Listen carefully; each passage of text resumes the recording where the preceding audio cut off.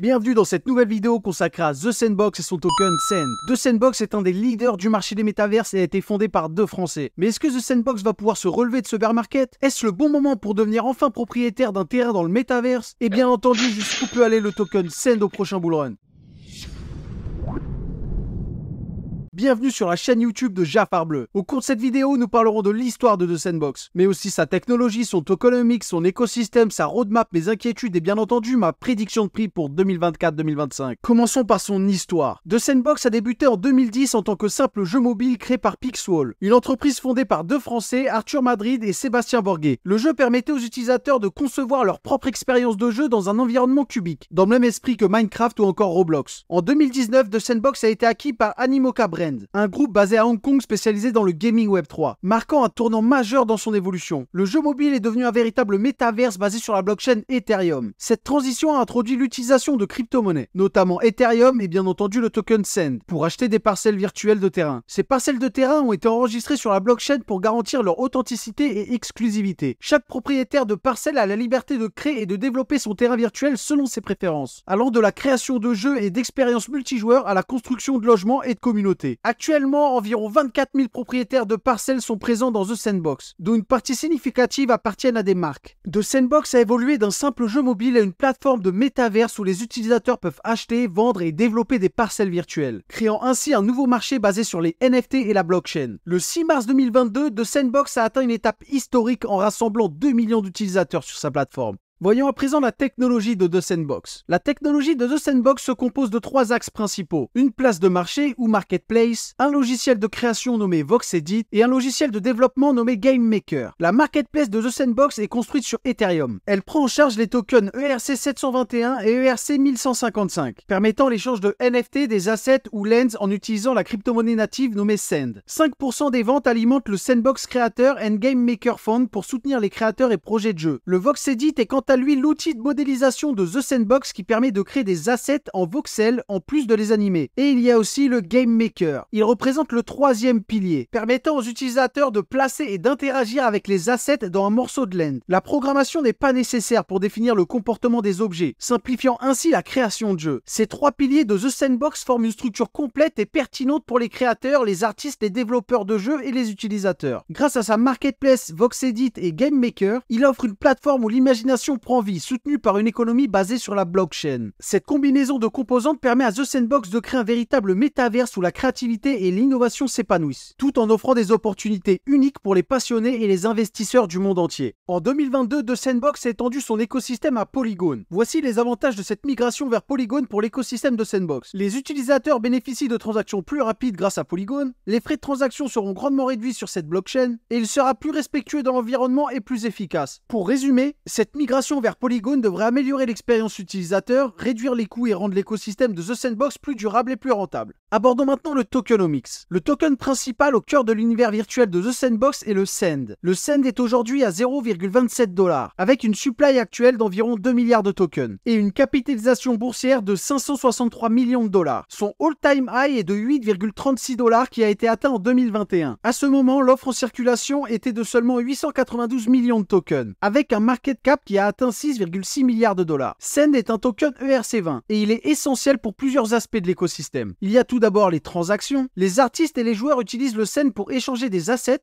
ainsi que pour déposer ces assets sur la marketplace. Nous avons aussi la gouvernance. Le jeton Sand joue un rôle essentiel en tant que token de gouvernance pour la DAO de The Sandbox. Les détenteurs de Sand ont le droit de vote sur les futures évolutions du métaverse de Sandbox, ainsi que sur l'utilisation des fonds destinés aux créateurs. Il y a aussi du stacking. Le stacking de Sand sur la plateforme permet de générer des revenus passifs. De plus, c'est le seul moyen d'obtenir des tokens GEM et Catalyst qui sont indispensables à la création d'assets. Il y a aussi le modèle de capture des frais. 5% des frais générés sur la place de marché de The Sandbox sont utilisés pour renforcer la trésorerie et soutenir les fondations. Et pour terminer, la fondation. La fondation de Sandbox collecte des fonds qui servent au développement de l'économie du métaverse en accordant des subventions aux artistes et projets les plus méritants. Le Sand est disponible sur Binance, Huobi, Uniswap, KuCoin et tous les exchanges décentralisés ou centralisés que vous voyez ici. Voyons à présent présent la répartition initiale des tokens Sand. 12% ont été alloués à la vente sur Binance Launchpad, 17,18% à la Seed Sales, 4% à la Strategic Sale, 12% à la fondation, 19% à l'équipe, 10% aux conseillers et 25,82% à la réserve de l'entreprise. Parlons maintenant du calendrier de déblocage des tokens de The Sandbox. La date initiale de lancement des tokens de The Sandbox Sand était le 13 août 2020. L'offre maximale de Sand s'élève à 3 milliards de tokens. Au moment de cette vidéo, en septembre 2023, il y a environ 2 milliards de tokens Sand déjà en circulation. On prévoit que l'offre de The Sandbox sera entièrement débloquée d'ici février 2025. Même si le token Sand est très important, ce n'est pas le seul token utilisé dans l'écosystème de The Sandbox. Les autres tokens de The Sandbox comprennent divers éléments clés de l'écosystème. Il y a donc les Land. Les tokens Land sont des NFT de type ERC721 qui représentent des parcelles de terrain dans le métaverse de The Sandbox. Chaque parcelle mesure 96 mètres carrés et il y a un total de 166 464 parcelles, dont environ 16% sont destinés à des partenaires et à des récompenses et 10% restent la propriété de l'équipe de The Sandbox. Les propriétaires de Land peuvent les monétiser en créant des expériences de jeu payantes ou en les louant à d'autres créateurs pour générer des revenus passifs. Il y a aussi les estates. Les parcelles Lands adjacentes peuvent être regroupées pour former des estates, qui peuvent appartenir à un individu ou à un groupe de propriétaires. Les estates offrent une plus grande visibilité sur la carte du monde de The Sandbox, ce qui les rend précieuses pour les grandes entreprises cherchant à établir leur présence dans le métaverse. Les estates peuvent avoir différentes tailles, notamment 3 parcelles sur 3, 6 sur 6, 12 sur 12 ou 24 sur 24. Les estates collectives sont appelées des districts et elles permettent aux propriétaires de travailler ensemble pour développer leur région avec une gouvernance autonome. Et pour finir, il y a les assets. Les tokens assets sont de type ERC 1155 et servent d'éléments interactifs dans The Sandbox. Les créateurs peuvent leur attribuer une rareté en fonction de leur disponibilité. Les assets sont classés en 5 catégories. Il y a les wearables, il s'agit d'articles de personnalisation cosmétique pour votre avatar. Il y a les équipements, c'est des articles qui améliorent les avatars et offrent des fonctionnalités. Il y a aussi les entités, il s'agit d'éléments qui composent l'environnement du jeu et interagissent avec les joueurs. Il y a l'art, c'est des éléments esthétiques pour enrichir l'expérience du jeu. Et les blocs, il s'agit d'éléments environnementaux qui modifient le paysage du jeu, tels que l'eau, le sable, la lave, etc. Ces assets sont essentiels pour créer un monde virtuel engageant dans The Sandbox.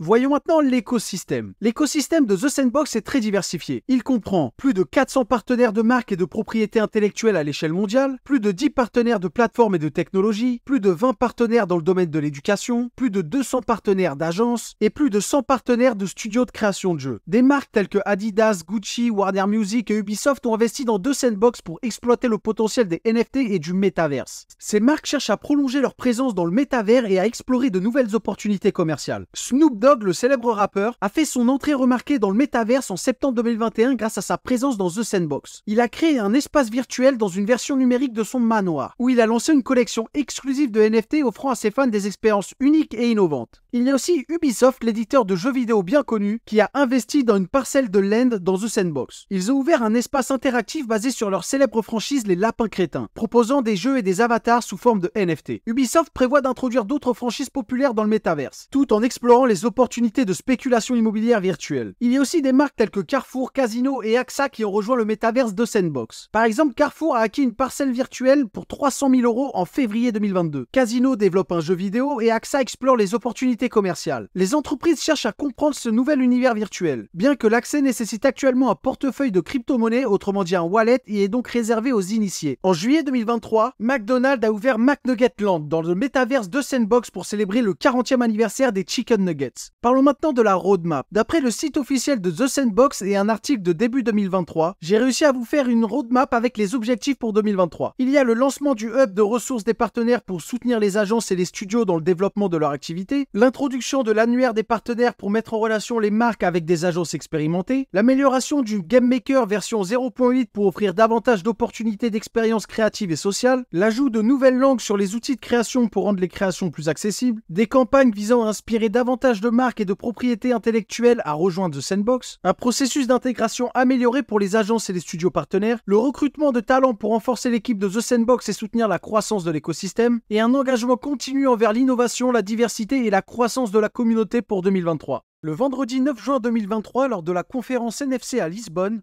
The Sandbox a fait des annonces intéressantes, dont la finalisation de sa levée de fonds, la possibilité pour les propriétaires de Lens de monétiser leurs parcelles, et des partenariats avec des acteurs clés de l'industrie du métaverse. Ces annonces renforcent la position de The Sandbox en tant que leader du métaverse. Parlons maintenant des inquiétudes. The Sandbox fait face à une concurrence féroce dans le monde des métavers, avec des acteurs bien établis comme Decentraland et l'arrivée d'autres acteurs comme The Other Side, le métaverse créé par les créateurs de Bored Ape Yacht Club. Ces concurrents ont déjà gagné en popularité et attirent des utilisateurs grâce à leur offre innovante. Pour rester compétitif, The Sandbox devra continuer d'innover et d'attirer des créateurs talentueux pour maintenir sa position sur le marché en constante évolution. Pour en savoir plus sur Yuga Labs et les Bored Ape Yacht Club, vous pouvez aller voir la vidéo dédiée ici ou sur le lien en description. Une autre inquiétude est l'état du marché des NFT aujourd'hui. Le marché actuel des NFT et des terrains virtuels connaît une forte baisse, soulevant des préoccupations quant à sa capacité à rebondir lors du prochain bull run. La spéculation excessive et la réglementation accrue sont parmi les facteurs contribuant à cette situation difficile. Les acteurs de l'industrie devront faire preuve de résilience et d'innovation pour surmonter cette période de correction. Une autre inquiétude est le partenariat avec Binance. Binance a décidé de mettre fin à son programme de stacking de NFT de The Sandbox. La fin du programme de stacking de NFT de The Sandbox sur Binance pourrait réduire la visibilité, ses incitations, la valeur de ces NFT et entraîner une migration vers d'autres plateformes, impactant ainsi son écosystème. Parlons aussi de la décentralisation. La centralisation de l'architecture de The Sandbox pose un problème majeur, car le réseau repose actuellement sur un seul serveur hébergé sur Amazon Web Services, créant ainsi un point unique de défaillance, suscitant des préoccupations concernant la sécurité, la censure et la fiabilité à long terme.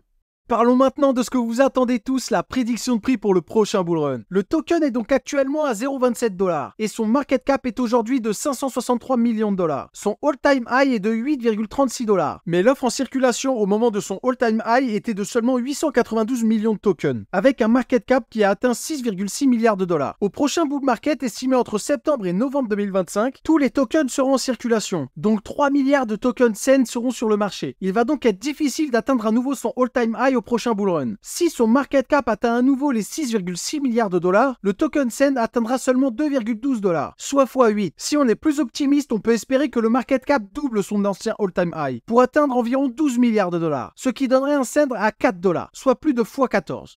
Si leurs partenariats sont fructueux et que les métaverses redeviennent à la mode et que The Sandbox reste un acteur majeur dans le domaine, même si cela reste difficile, il est possible de voir un market cap qui pourrait atteindre 20 milliards de dollars, ce qui ferait un SEN à 6,66 $, soit plus de x24. La prédiction de Jafar Bleu pour le token prochain bull run est donc de 2,5 à 3,9 $, soit entre x9 et x14. Pour conclure, The Sandbox a su s'imposer sur le marché très concurrentiel des métaverses. Ils sont l'un des métaverses les plus avancés dans son développement. Mais avec l'arrivée de gros poissons comme Yuga Labs peut changer les choses. The Sandbox va probablement se relever de ce bear market. Mais pour que le SEN atteigne à nouveau son all-time high de 8 $, selon moi, il va falloir attendre plus qu'un bull run. Au vu des prix des lands ou terrains actuellement, selon moi, c'est un bon moment pour devenir enfin propriétaire dans le métaverse. Ce n'est pas un conseil en investissement, juste mon avis personnel. Voilà, maintenant t'es incollable sur The Sandbox et le token SEN. Abonne-toi et active les notifications pour ne pas rater les prochaines analyses. C'était Jafar Bleu, merci d'avoir regardé cette vidéo. À bientôt la team, ciao.